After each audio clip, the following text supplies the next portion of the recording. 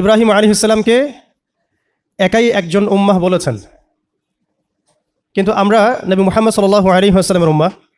তো আমাদের ক্ষেত্রে উম্মার ডেফিনেশনটা কি আসলে? আমাদের ক্ষেত্রে কি উম্মাহ বলতে একজন ব্যক্তিকে বোঝায় না একটা জাতিকে বোঝায়? আল্লাহ পাক কিন্তু কোরআনে বলেছেন, ইন্না ইব্রাহিমা কানা উম্মাতান ওয়াহিদা। ইব্রাহিম আলাইহিস সালাম একাই একটা উম্মাহ ছিলেন।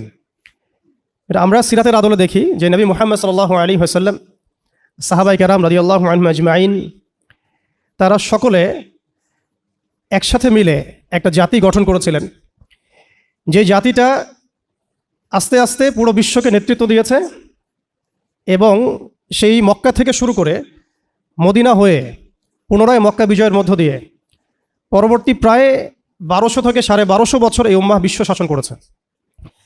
আমাদের উম্মার ডেফিনেশনটা ব্যক্তিকেন্দ্রিক নয়। আমাদের আখেরি নবী মুহাম্মদ সাল্লাল্লাহু আলাইহি ওয়াসাল্লামের উম্মার ডেফিনেশনটা অনেক ব্যাপক। উম্মাহ বলতে তো আমাদের পুরো মুসলিম উম্মাহকে বোঝানো হয়।